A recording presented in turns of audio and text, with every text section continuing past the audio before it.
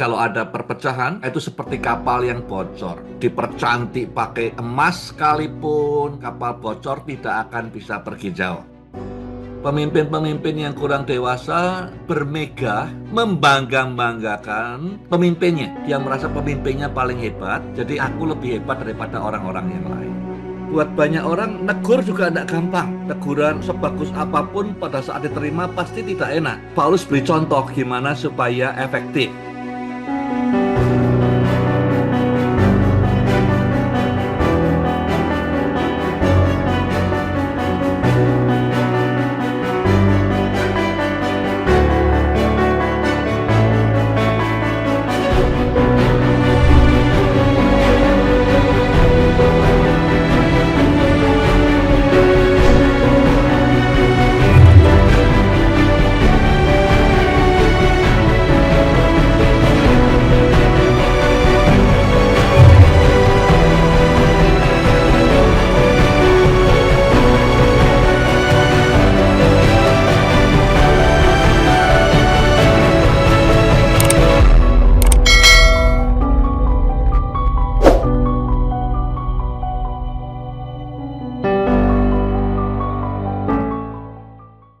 Saya beri topik 1 Korintus 1 dan 2, pemimpin dan kebergantungan yang radikal kepada Tuhan. Jadi Paulus untuk menjawab persoalan, dia tampilkan dirinya sebagai pemimpin yang kebergantungannya kepada Tuhan itu radikal, sepenuhnya. Berani gandol sama Tuhan, berani taruhkan apapun untuk ikut Tuhan. Topik pertama yang saya dapatkan dari pasal 1 dan 2 adalah benih-benih dan mekanisme perpecahan. Jadi saudara, ini bisa diterapkan dalam keluarga, suami istri, keluarga, gereja, pelayanan, tim. Ya. Saya katakan tadi kalau ada perpecahan, ya, iblis bisa menyusupkan perpecahan, ya, baik di gereja, di kelompok, di keluarga, maka itu seperti kapal yang bocor. Mau dipercantik pakai emas sekalipun, mesinnya dibuat berapa PK sekalipun, ya, mungkin dengan GPS yang paling canggih sekalipun, kapal bocor tidak akan bisa pergi jauh. Ya. Bahtera keluarga juga sama. Jadi kita mau belajar ada beberapa hal yang secara tidak sengaja kita kerjakan tiap hari, bisa memperbesar bocornya bahtera keluarga atau bahtera gereja atau bahtera pelayanan kita. Yang pertama, saya ambil dari pasal 1 ayat 12. Inilah yang kumaksudkan. Ada orang yang berkata, aku mengikut Paulus. Ada yang berkata, aku ikut Apolos. Ada yang berkata, aku ikut Kefas. Ada pula yang berkata, aku ikut Kristus. Jadi yang pertama, yang menjadi benih-benih untuk bisa memperbesar lubang kapal perpecahan adalah kalau kita lebih sering menekankan perbedaannya daripada persamaannya. Ya, saya kadang dengar suami istri bicara tentang perbedaan mereka. Ya, tim perbedaan mereka. Semua orang tentu ada bedanya, tapi seberapa banyak sih kita ambil waktu berpikir, ngobrol, invest, persamaannya apa? Ya. Pernah enggak kita duduk dengan pasangan hidup kita, dengan keluarga kita, dengan tim kita, dengan pimpinan di gereja, pelayanan, perusahaan, duduk persamaannya apa? Kita kok sama-sama suka apa? Ya. Jadi kalau ini dipupuk tiap hari, ya, maka perbedaan-perbedaan itu tidak akan menyebabkan perpecahan karena positifnya, persamaannya, commonality-nya lebih dipupuk. Ya, jadi kalau kita tidak sengaja memupuk perbedaannya terus, maka ini menjadi benih-benih perpecahan.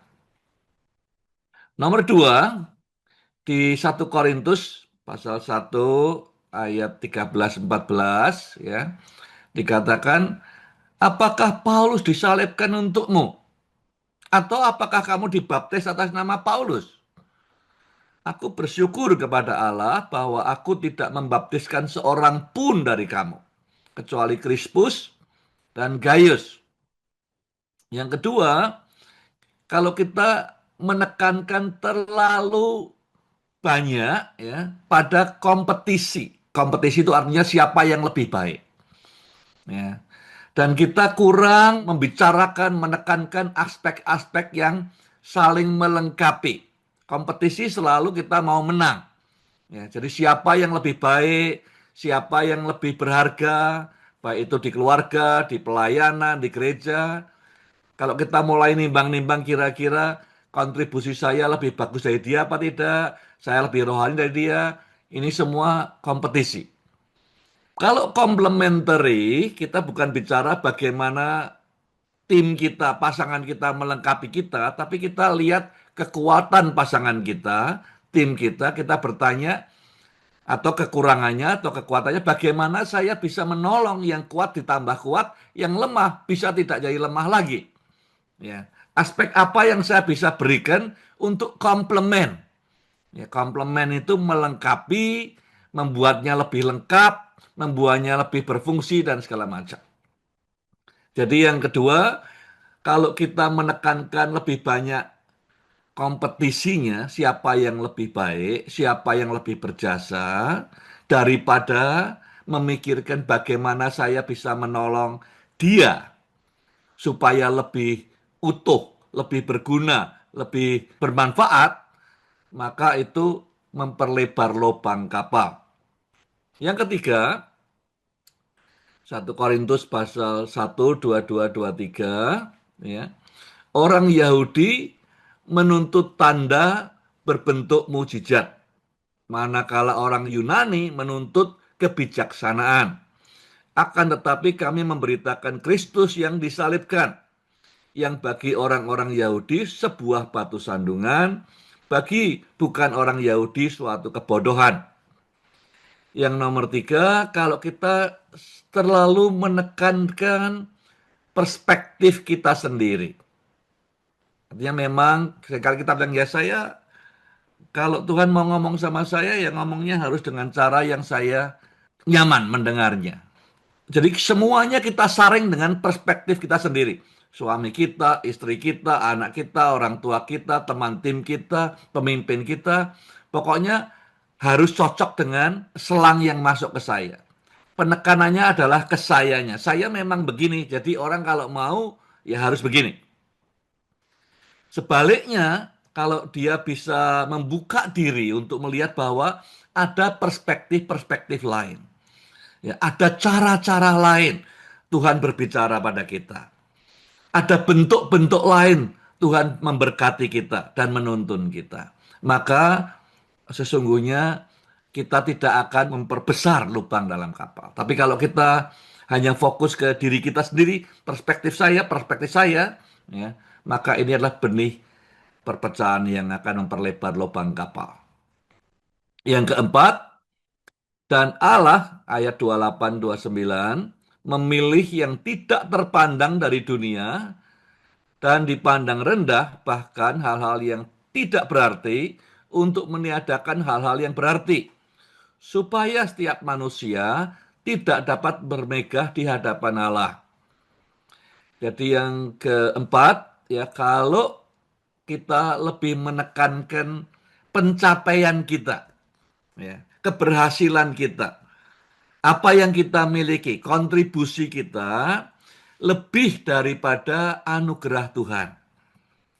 Jadi semua ini ditotok oleh Paulus demikian rupa untuk menunjukkan kepada orang Korintus, kalau kalian hidupnya seperti ini terus tiap hari, lebih menekankan kompetisi daripada complementary, lebih menekankan perbedaan daripada commonality, lebih menekankan jasamu, pencapaianmu daripada anugerah.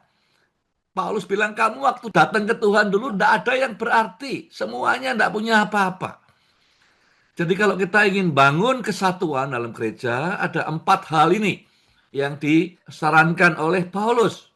Ya, cari persamaannya, bicarakan, bangun persamaannya. Bagaimana satu melengkapi yang lain, diskusikan. Bagaimana menambah nilai kepada yang lain.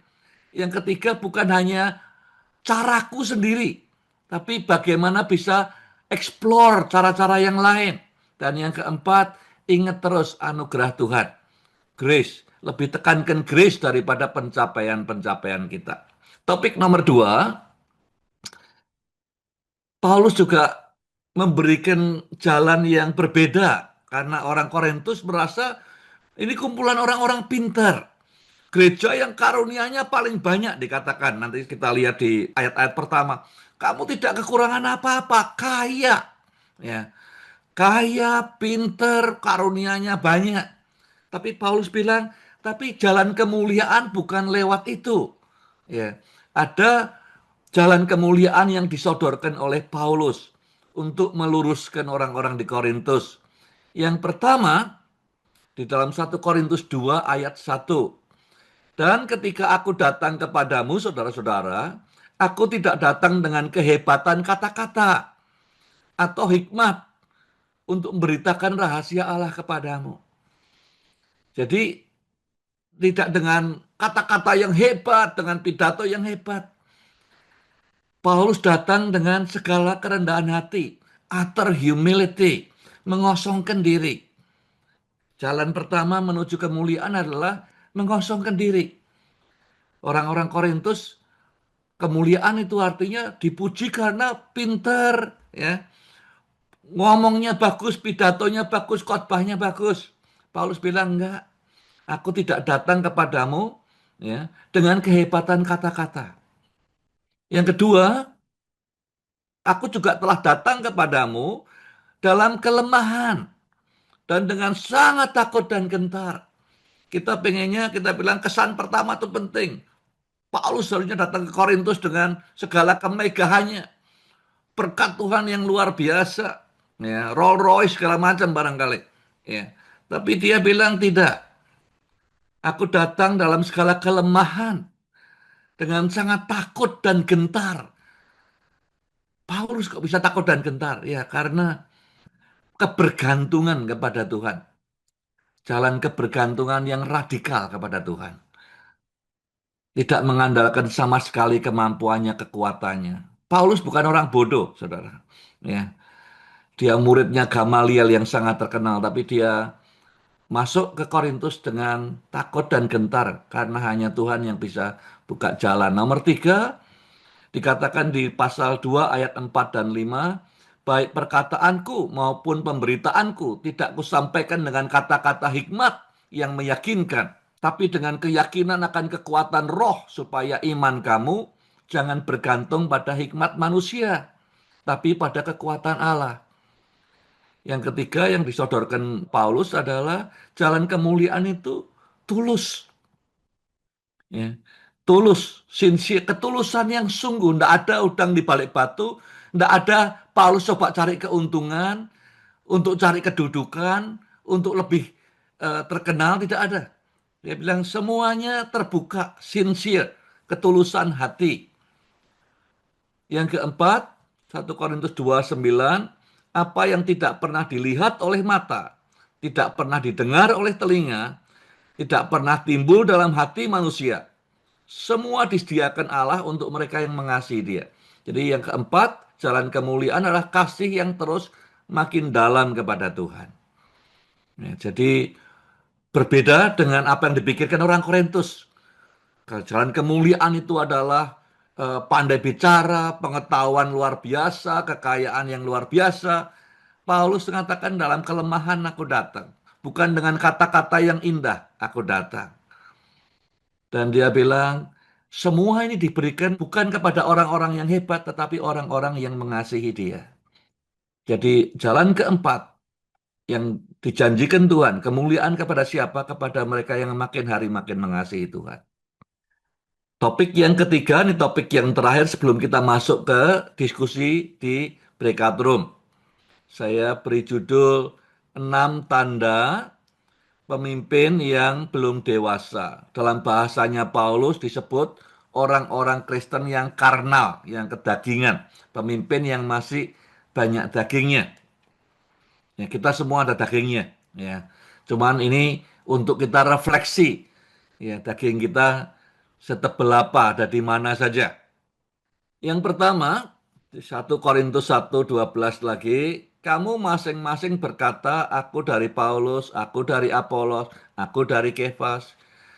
Kalau sudah perhatikan ya, apa yang terjadi waktu itu di Korintus juga terjadi hari ini. Ya.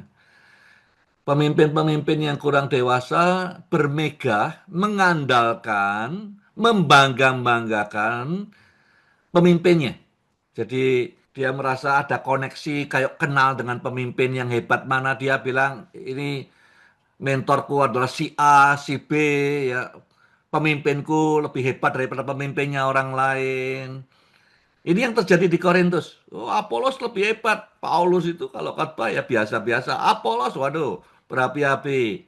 Ya, kita bangun rasa bangga kita. Ya, jadi kalau kita ngomong sama orang, biasanya kan kita ingin orang itu positif terhadap kita. Ada nilai positifnya. Ada orang yang kayak di Korintus, nilai positifnya dia dapatkan karena dia merasa pemimpinnya paling hebat dan dia kenal dengan pemimpin itu. Affinity, ya, bermegah, membangga-banggakan pemimpin yang diikutinya, merasa lebih daripada pemimpin yang lain, ya. Jadi karena pemimpinku lebih hebat dari pemimpin lain, aku lebih hebat daripada orang-orang yang lain. Ini nomor satu, ya, yang terjadi di Korintus dan terjadi juga hari-hari ini. Nomor dua, 1 Korintus 1:17, tetapi untuk memberitakan Injil bukan dalam hikmat kata-kata. Yang kedua, ada orang-orang di Korintus yang bermegah atau membangga-banggakan kemahirannya berkata-kata di depan umum. Ini soal kompetensi. Ya. Jadi ada orang yang memperkenalkan dirinya, ya, bicara dengan orang. Sekali lagi, selalu kita ingin ada orang supaya kesannya kita ini oke lah, good gitu. Maka ada yang bangunnya berdasarkan pemimpinnya hebat. Yang kedua, berdasarkan kompetensinya. Ya, dia bermegah atas kebisaannya, kompetensinya. Itu yang dia andalkan, itu yang dia banggakan. Dalam konteksnya di Korintus, ya ini orang-orang yang orang Yunani itu kan filosofer-filosofer semua dari sana berdebat depan umum itu hidup sehari-hari. Jadi makanya di kitab Korintus selalu dikatakan ini hikmat, hikmat, hikmat manusia ini jadi kemegahan, andalan mereka.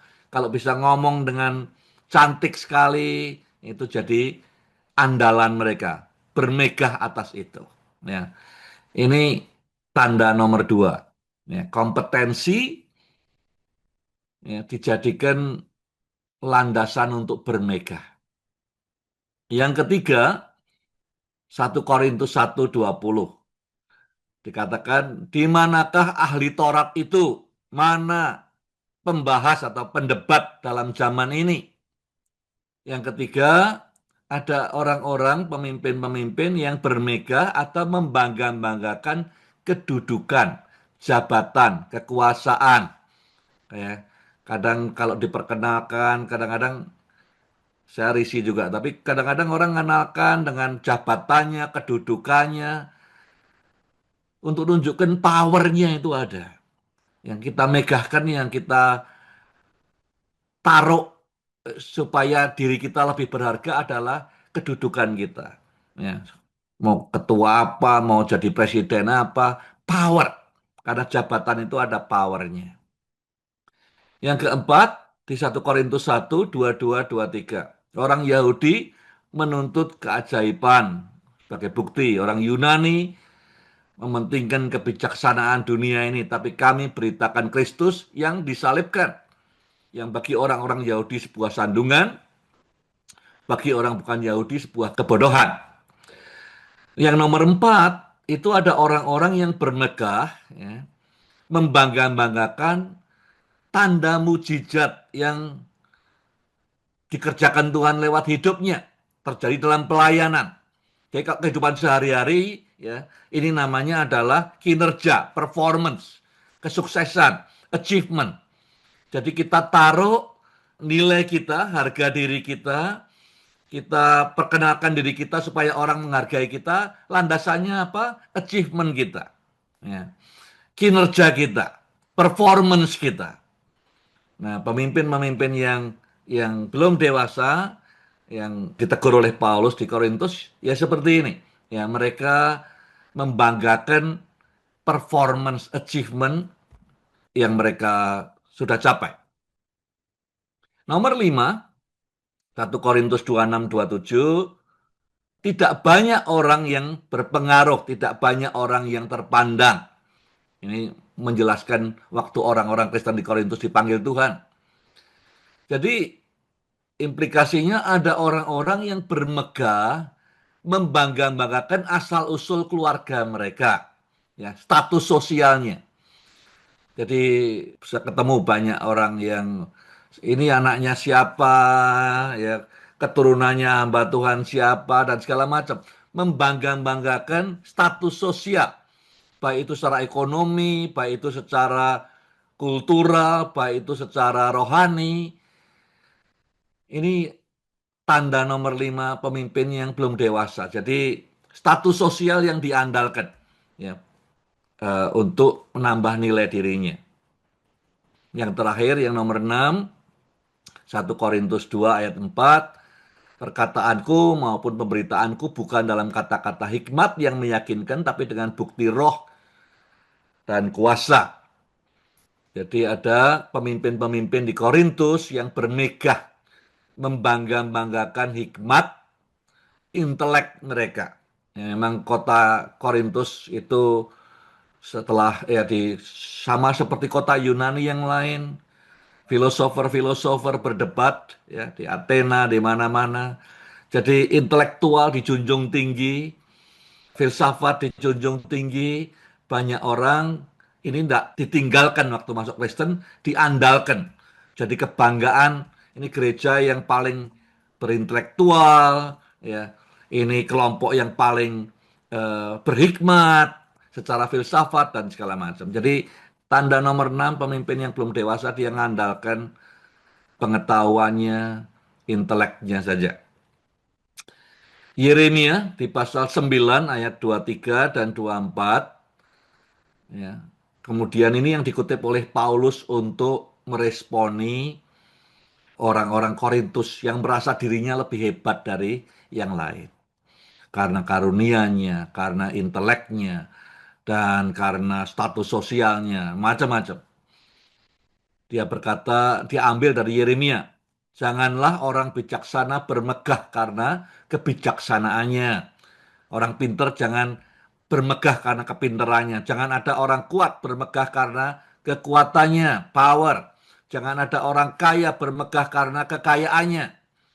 Tapi siapa yang mau bermegah, baiklah bermegah karena berikut. Bahwa ia memahami dan mengenal aku. Bahwa akulah Tuhan yang menunjukkan kasih setia, keadilan, dan kebenaran di bumi. Sungguh, semuanya itu kusukai, demikian firman Tuhan. Jadi, Paulus ngambil dari Yeremia untuk menegur, menemplak orang-orang di Korintus yang merasa dirinya sudah paling hebat, padahal banyak masalah, imoralitas, dan segala macam. Nah, sekarang untuk pertanyaan refleksi, artinya saudara lihat ke dalam masing-masing, ya, renungkan. Kadang-kadang butuh waktu lama, enggak apa-apa, cepat ya bagus. Apa yang saudara sering bangga-banggakan saat berkomunikasi dengan orang lain? Jadi, kalau saudara kenalan dengan orang atau mengkomunikasikan dirimu, saudara secara tidak sadar kita ingin kita ini lebih dihormati, lebih dihargai orang. Maka yang kita bawa apa? Yang kita megahkan apa? Apakah karena tadi ada 1 dari 6 tadi, ya, pemimpin kita lebih hebat daripada pemimpin yang lain, status sosial kita, kepandaian kita, kedudukan kita, performance achievement kita. Kadang kita tidak sadar tapi kita kenal dengan orang, kita ingin orang itu paling tidak kalau denger ini bisa lebih respect saya, bisa lebih dengerin saya. Dalam hidup saudara kira-kira apa yang sering muncul? Ya, silahkan di-share supaya yang lain bisa belajar dari saudara juga bagaimana kita selalu diingatkan kata-kata Paulus. Kalau ada yang mau bermegah, ya, bermegah di dalam mengenal Tuhan yang penuh kasih.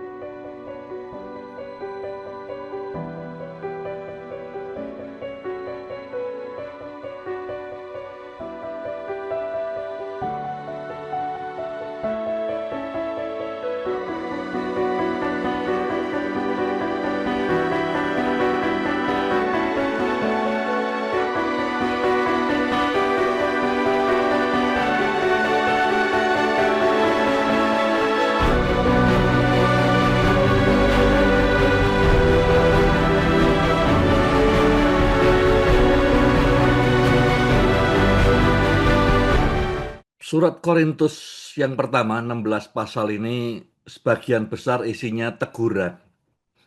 Ya, saya katakan dari hatinya Paulus tentu sakit ya dengar dari keluarga Chloe ada perpecahan, ada imoralitas, ada penggunaan karunia rohani yang ngawur, ya, ada perjamuan kudus yang tidak tertib, macam-macam. Jadi isinya teguran. Teguran itu kan kata-kata yang nggak enak. Kadang banyak orang nggak suka ditegur, ya. Tapi Alkitab bilang orang bijaksana senang menerima teguran. Teguran sebagus apapun pada saat diterima pasti tidak enak. Ya, nanti kita bisa lihat di 2 Korintus bagaimana berdukanya orang Korintus waktu terima beberapa kali teguran dari Paulus. Tapi buat banyak orang negur juga tidak gampang. Ya, ditegur tidak gampang, negur juga tidak gampang. Tapi kata menegur itu Tuhan berperan dalam kehidupan kita. Seperti seorang ayah, ya kalau anaknya salah ya ditegur. Kalau dibiarkan itu kayak anak gampangan. Nah, tapi di Paulus ini ngajar kepada kita sebagai seorang pemimpin, sebagai seorang ayah, sebagai seorang ibu, sebagai seorang hamba Tuhan, pemimpin, menegur itu bagian daripada eh, meluruskan jalan orang yang kita pimpin, memperbaiki. Ya. Tapi Paulus beri contoh gimana supaya efektif. Nah, saya beri judul topik terakhir ini afirmasi dulu, affirmation first sebelum koreksi. Ya. Nomor satu, apa yang dicontohkan oleh Paulus. Jadi kalau saudara sebagai orang tua pasti pernah negur anak, ya kakak negur adik, pemimpin negur anak buahnya. Tapi lihat contohnya Paulus dalam seorang pemimpin menegur. 1 Korintus 1 ayat 4. Dia mulai, sebelum dia ngomong soal persoalan mereka, perpecahan lah, memegahkan diri lah, sombong lah, ya. Aku selalu mengucap syukur kepada Allahku mengenai kamu, karena anugerah Allah yang diberikan kepadamu dalam Yesus Kristus. Jadi yang pertama, mengafirmasi identitas diri mereka. Jadi mereka ini ada karena penerima anugerah Allah. Ya. Jadi Paulus mengucap syukur atas anugerah Tuhan yang mereka terima. Kamu ini sungguh-sungguh beruntung. Ya, Tuhan begitu mengasihi, melimpahkan anugerahnya. Jadi buka sebelum ngomong soal persoalan, diafirmasi kamu orang yang dikasihi Tuhan. Kamu orang yang disayangi Tuhan. Kamu penerima anugerah. Mestinya tidak layak, tapi Tuhan mengulurkan tangannya. Jadi nomor satu, sebelum bahas persoalan, teguran, diafirmasi apanya dulu? Identitasnya.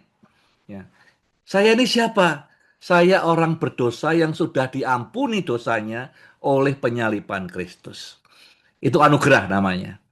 Ya, saya ini siapa? Ya manusia yang lemah, tetapi dikuatkan oleh kemurahan Tuhan yang tinggal di dalam saya. Jadi identitasnya itu diberi afirmasi sebagai orang yang beruntung, orang yang penerima anugerah Tuhan yang luar biasa. Nomor dua, 1 Korintus 1 ayat 5.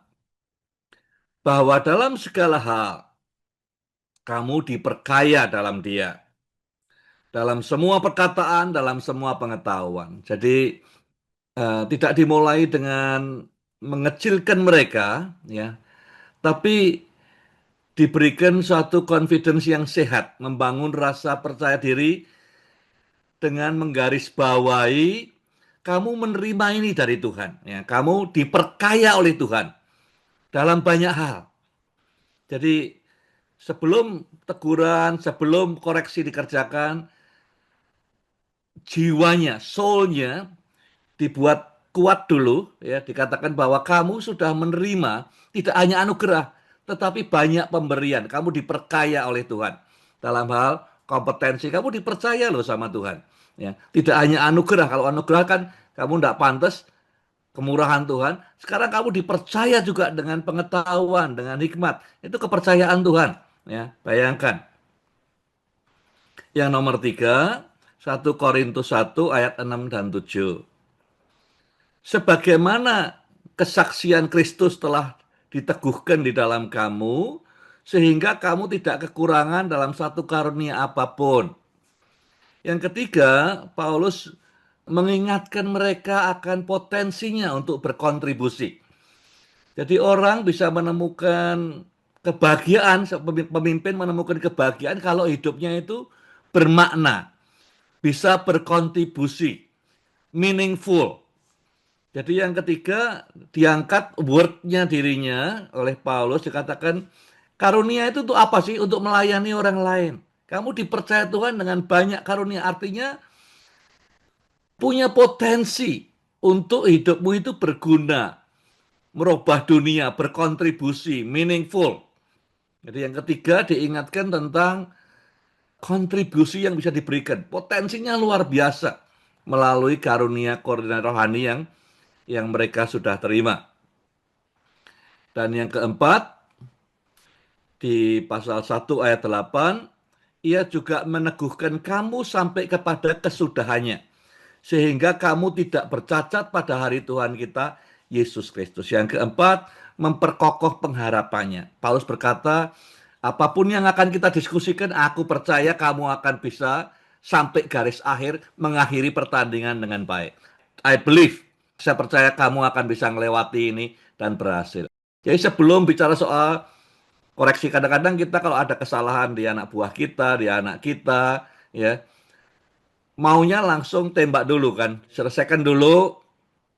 Tapi Paulus ngajari ini, ya ini kurun waktunya cukup lama, ya.